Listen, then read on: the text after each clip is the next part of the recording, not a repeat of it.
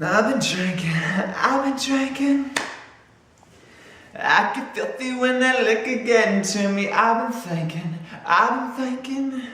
Hello, my name is Jeffrey, and today I'm going to lose my book haul virginity and film it for you. It's really creepy.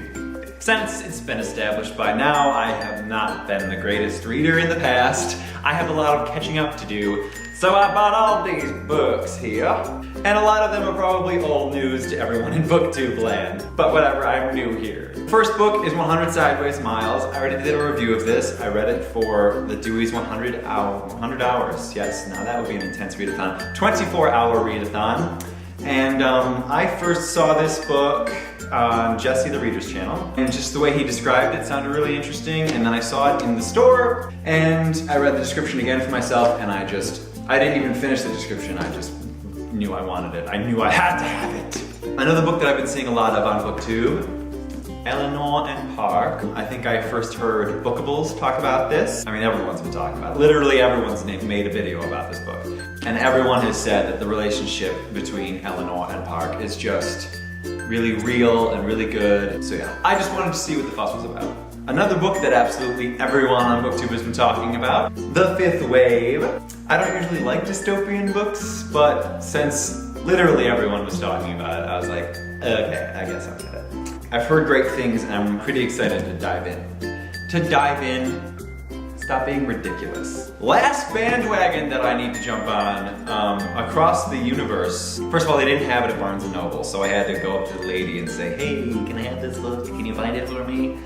Is it in another store nearby? And she's like, no, but I can order it for you online. And I'm like, okay. I was expecting this beautiful galaxy, and all I got was this weird ice cryogenic thing. But whatever, you know. The story's gonna be the same, so. Oh, there's a map of the ship in here. Why does it look like an egg? That's weird. Finally into a new book. At least I think it's new. I haven't seen much, if anyone, talking about this. Kiss, Kill, Vanish. The cover really got me. This is a beautiful cover, all the colors and the Kiss, Kill, that's a cool title. Kiss, Kill, Vanish. By Jessica Martinez. Valentina Cruz no longer exists. One moment she's wrapped in Emilio's arms, melting into his kiss.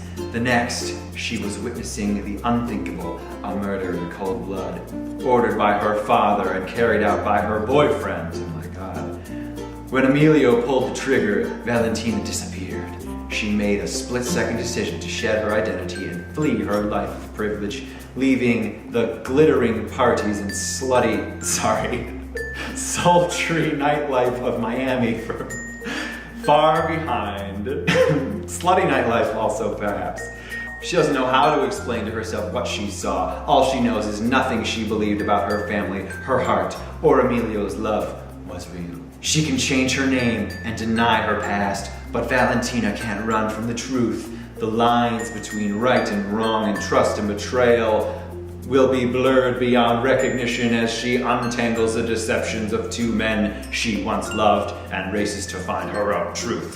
So it sounds like a really cool, interesting mystery book, and also, you know, discovering yourself and stuff like that.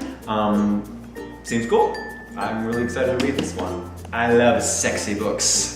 Next one I got is an oldie but a goodie, Ender's Game. Now I have read this before, I read it in college, but it was borrowed, so I saw it and I'm like, I'm gonna get it because I love this book. It's one of my favorite books. I'm really not that into science fiction, to be honest, but this is one of the good ones. It's just so smart, and I love Ender, and I love everyone. Almost high school in space. It's like Harry Potter in space, kind of. I mean, I would akin it to that.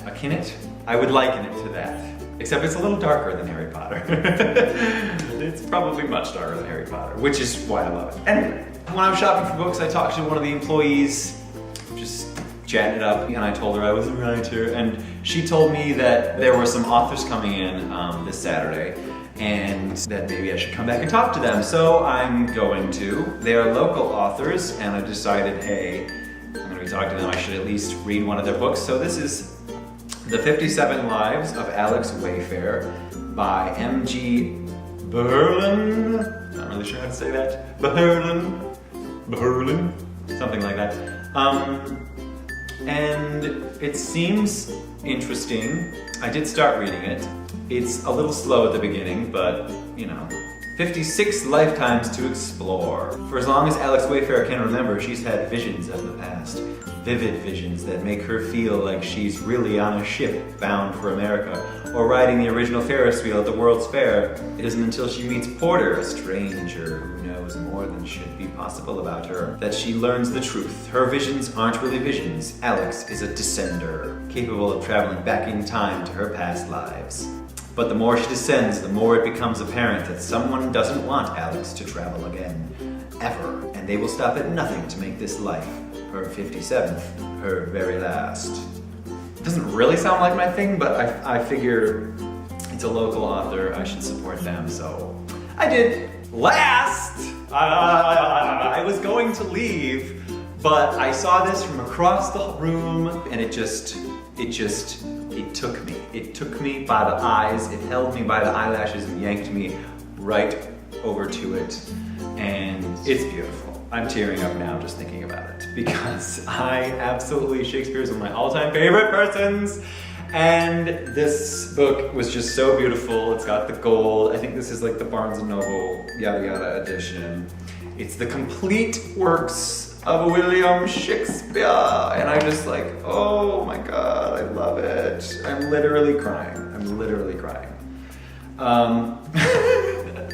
Such a fucking nerd. I'm making it my life's goal to see every one of his plays in person, and I've already seen probably 4 of them.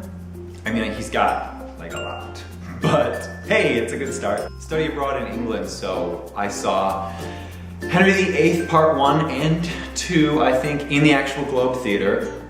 I saw A Winter's Tale, which was just, oh my god, it was so cool. There were all these bookshelves, and then halfway through the intermission, they all like fell over, and all the books fell off, like 1,000 books fell off, and then this big paper bear came out and ate somebody, and oh, it was so great, it was so great. And I saw that in his hometown, Stratford-upon-Avon, like at this really awesome, in this just amazing theater, like right next to the bar that he used to go to and drink and write, and like just across the street from the church that he's buried in, and it was just really cool experience.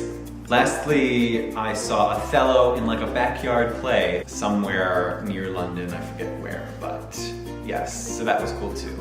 Romeo and Juliet is my favorite. I'm sorry if that's cliche, it just freaking is, okay? It's the greatest love story ever told. I don't care who you are, that's the truth. And I know it's not original, like he may have taken a couple of the ideas from an earlier story, but who doesn't do that? Everybody fucking does that. Unless you are the first human to ever write anything, you're gonna take some ideas from some other things. It's just the way life is. Anyway, I have already read many of these, but I cannot wait to read them, and his sonnets and everything are in here too. Yes, I'm going to spend my entire winter probably reading this book. So, that's all. Let me know if anyone has heard of these books or read them. I just want to thank all of my subscribers again, anyone who's ever left me a comment. You're all just so fantastic. This is exactly what I joined BookTube for. The community, we're all just talking, leaving comments on each other's videos. It's just the greatest thing. So I'm going to get reading, and I shall see you all very soon.